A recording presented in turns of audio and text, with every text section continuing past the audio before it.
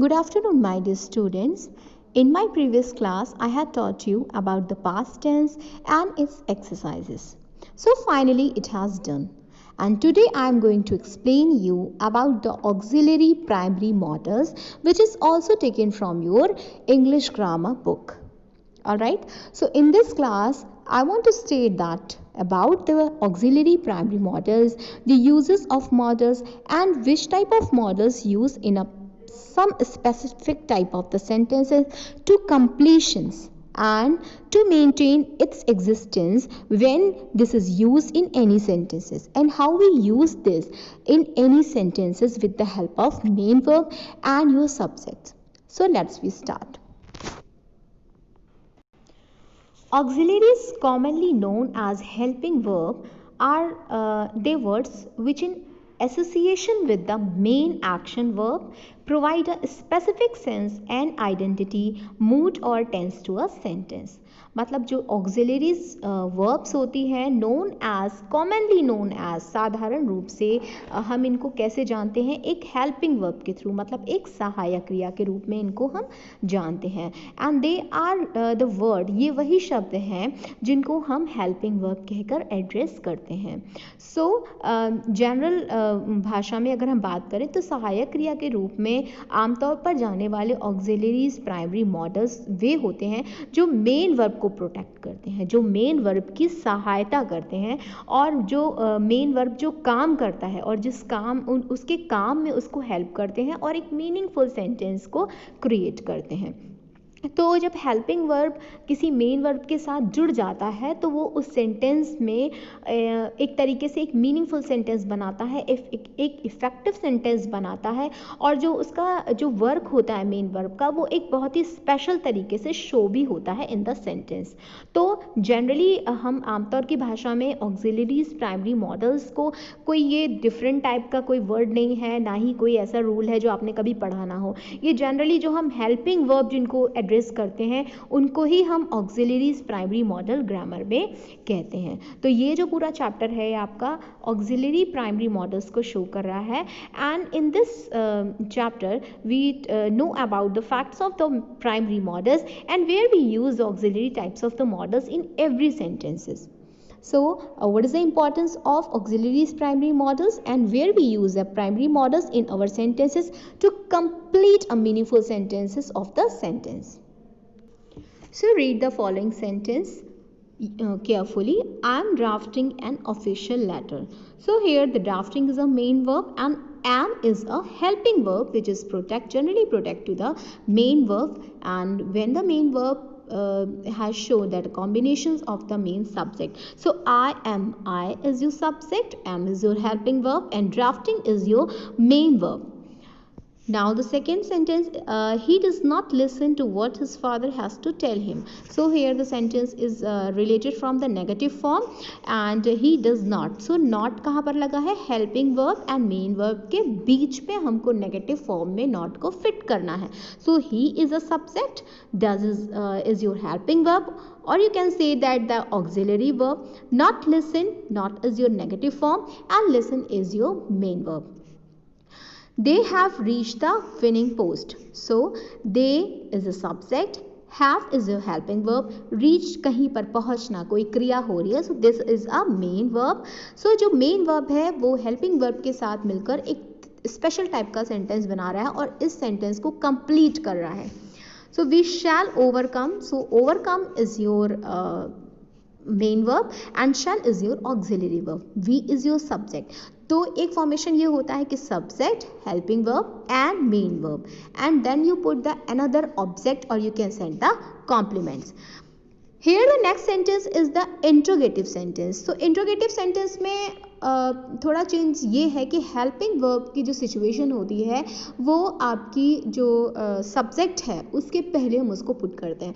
तो जो भी आपका इंट्रोगेटिव सेंटेंसेस में आपकी हेल्पिंग वर्ब से ही आपके सेंटेंसेस स्टार्ट होते हैं, then you put the main subject and after that you will be shift the main verb of the sentences, and then you will see the meaningful sentences here. So do you believe in a ghost? क्या आपको भूतों पे विश्वास है? Here's the meaning of ghost is bhoot. So do you believe in a ghost? Do is your interrogative mark, and you can say that this is a helping verb, you is your subject, and believe भरोसा करना this is your main verb. तो सबसे पहले interrogative sentences में आपका helping verb आएगा, subject आएगा, and then you put the main verb.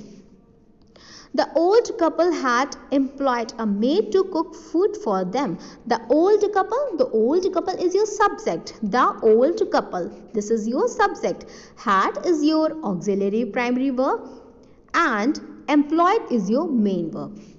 Now the next is, the British would force our countrymen for the servitude to them. So the British is your subject, would is your helping verb, and force is your main verb.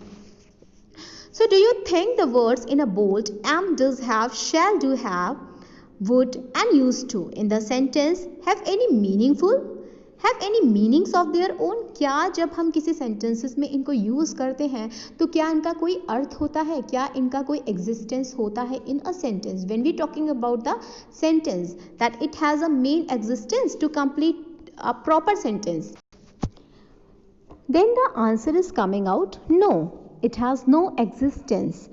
इसका कोई अस्तित्व नहीं है when it will be used lonely in a sentence. जब इनको हम किसी sentence में अकेला यूज़ करते हैं तो ये अपना अस्तित्व खो देते हैं. कौन खो देते हैं? हेल्पिंग वर्ब्स खो देते हैं. क्यों? क्योंकि ये तभी पावरफुल होते हैं जब इनके साथ किसी मेन वर्ब का कॉम्बिनेशन होता है, मेन वर्ब का, सब्जेक्ट का. तब ये आपस में मिलकर एक कॉम्बिनेशन के साथ एक कंप्लीट सेंस का सेंटेंस बनाते हैं. अदरवाइज इनका अकेले यूज़ करने में कोई भी एग्जिस्टेंस नहीं होता है. So do you think the words in a bold am, does, have, shall, do, had, would and used to in a sentence have any meanings of their own? So reply is coming out no. इसका कोई भी अस्तित्व नहीं है. They do not have any meaning of their own. इनका कोई भी खुद का अर्थ नहीं है.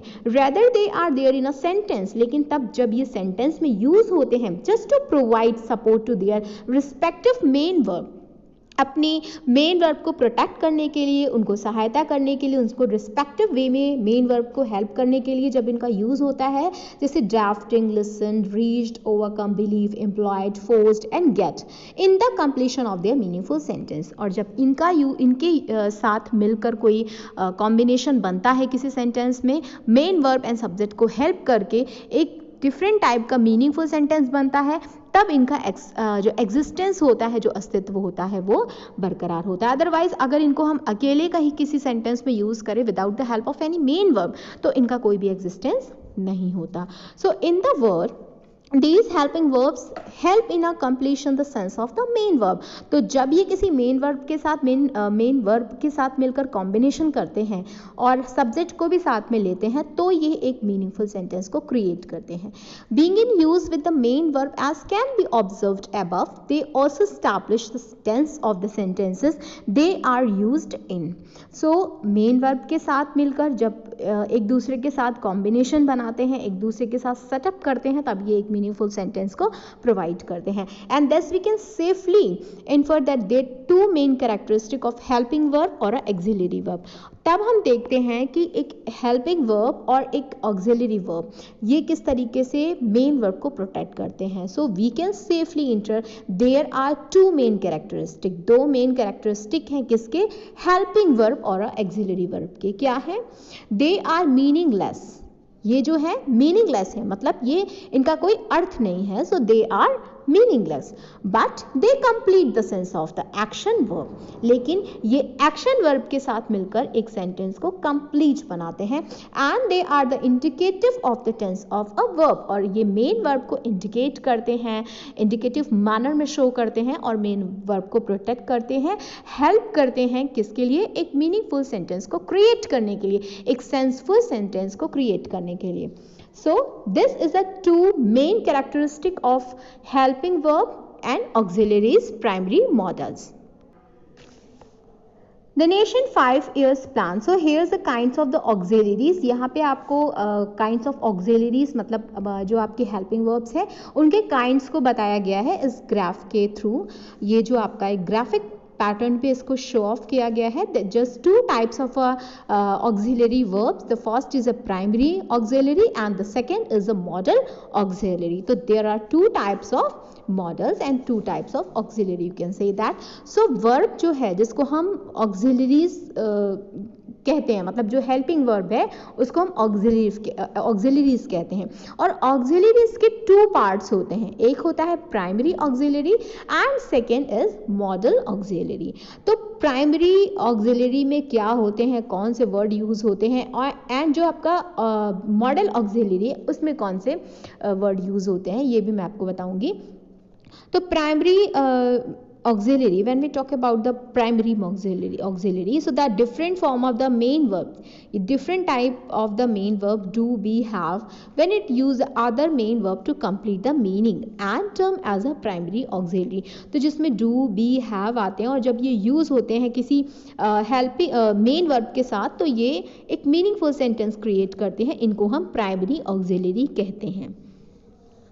Therefore different from do, does, different of be is am are were was, different form of have has have. मतलब जैसे कि do में नेगेटिव फॉर्म में जितने भी डिफरेंट टाइप ऑफ फॉर्म्स होते हैं, do, does, did, different, and be के जितने भी होते हैं, be is am are present time की जो हेल्पिंग वर्ब है, एंड जो हैव हैज़ जो आपका परफेक्ट का हेल्पिंग वर्ब है.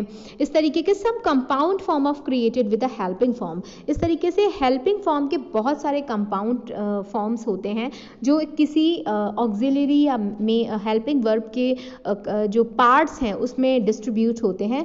तो हेल्पिंग वर्ब जो डू की फैमिली है, जैसे डू की फैमिली में कौन कौन से हेल्पिंग वर्ब होंगे जो आपके इंट्रोगेटिव सेंटेंसेस में होंगे, किन से आपका इंट्रोगेटिव सेंटेंस स्टार्ट होता है, या जो आप कोई काम करने जा रहे हो उसमें फोकस होता है कि करो, तो डू, डज, डिड, ये आपकी डू की फैमिली के डिफरेंट फॉर्म हैं. Okay, is, am, are, was, were, ये आपके बी की फैमिली के एक डिफरेंट फॉर्म है.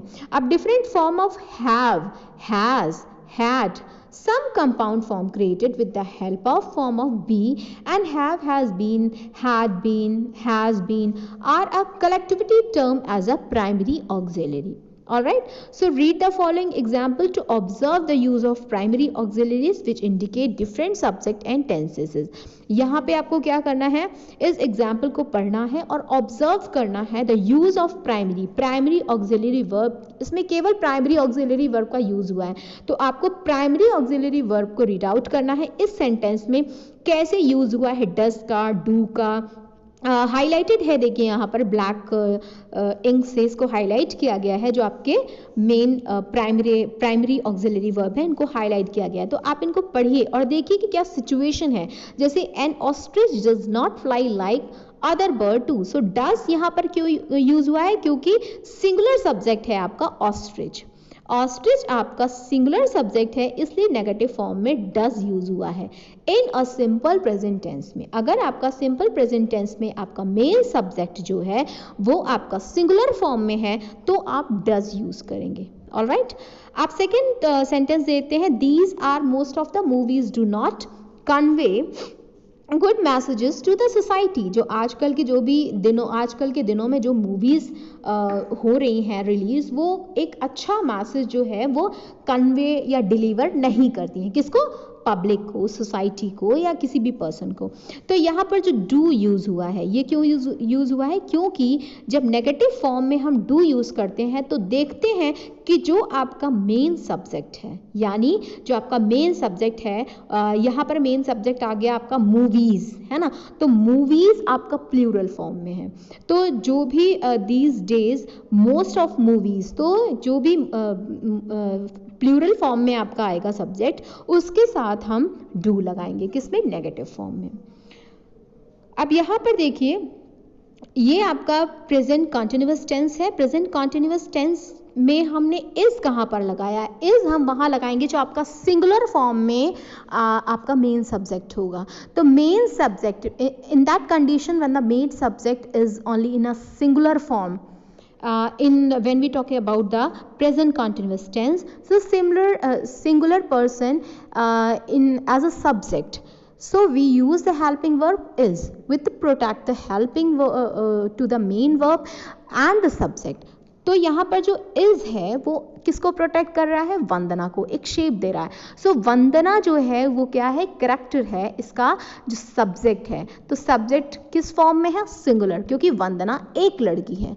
दिस इज नॉट वंदनास, है ना, यहाँ पर वंदना एक लड़की है. तो एक लड़की जब होती है प्रेजेंट कंटिन्यूअस में, यानी सब्जेक्ट आपका सिंगुलर फॉर्म में होता है, तो हेल्पिंग वर्ब हम आईएनजी फॉर्म के पहले क्या लगाएंगे, इज लगाएंगे. अगर यहाँ पर हो जाता वंदना एंड कविता, तो दो लड़कियां होती, तो ये प्लूरल हो जाता. तो हम यहाँ पर आर लगाते हेल्पिंग वर्ब. क्यों, क्योंकि आर का मतलब होता है हैं, इस का मतलब होता है. तो इस आपका नेचुरल फॉर्म में सिंगुलर सब्जेक्ट के लिए शो होता है. अगर प्रेजेंट कंटिन्यूअस में सिंगुलर है आपका सब्जेक्ट, तो उसमें हम इज लगाएंगे. अगर प्लूरल है आपका मेन सब्जेक्ट, तो हम आर लगाएंगे. It's so simple. The newly appointed minister of the government are, अब देखिए, the newly appointed ministers, this is a plural form. तो ये प्लूरल फॉर्म है, तो इसमें हमने आर लगाया है. टेकिंग लिखा है, तो टेकिंग मतलब होता है ING form, means present continuous tense. तो प्रेजेंट कंटिन्यूअस टेंस में हमारा जो मेन सब्जेक्ट है वो प्लूरल फॉर्म में है, तो हमने यहाँ पर हेल्पिंग वर्ब क्या लगाई, आर लगाई. Okay. Now I am waiting for a suitable opportunity to serve the nation. So am with its exclusive subject. I के साथ हमेशा am लगाते हैं हम, किसमें, प्रेजेंट कंटिन्यूअस टेंस में. अगर हमारा प्रेजेंट कंटिन्यूअस टेंस है और सब्जेक्ट I है, तो हम हमेशा am लगाएंगे. I के साथ is नहीं लगाएंगे, I के साथ are नहीं लगाएंगे, हमेशा I के साथ am हेल्पिंग वर्ब लगाएंगे in the present continuous tense. Okay. तो ये आपके फॉर्मेशंस हैं जो मैंने अभी आपको बताए. इसके आगे एक्सरसाइजेज हैं, जो एक्सरसाइजेज मैं अपनी नेक्स्ट क्लास में शेयर करूंगी. आपको करना क्या है, आपको इसमें जो एक्सरसाइजेज दी हुई हैं, जैसे ऑक्सिलरीज, जो डेफिनेशंस दी हुई हैं, जैसे auxiliaries commonly known as a helping verb are word which in association with the main action verbs provide to a specific और अ मीनिंगफुल सेंटेंस. अगर स्पेसिफिक नहीं याद हो रहा है तो मीनिंगफुल सेंस लिख दीजिएगा. Meaningful sense, it's okay, and identity to a sentence, एक पहचान देते हैं किसको, मेन वर्ब को. और जब मेन वर्ब के साथ सहायक क्रिया मिल जाती है तो एक कंप्लीट मीनिंगफुल सेंटेंस क्रिएट होता है. That's it. इतनी डेफिनेशन लिखनी है आपको. एक एग्जांपल दे दीजिएगा, just like that I am drafting an official letter. तो ये एक सिंपल सा एग्जांपल है, आपको समझ में आ जाएगा. इतना लिखने के बाद आपको ये जो फॉर्म है आपका काइंड ऑफ ऑक्सिलरीज, जो एक ग्राफिक वे में इसको शो किया गया है, इसको भी आप कॉपी में उतारेंगे एज इट इज. कहाँ से कहाँ तक ये मैं बता देती हूँ.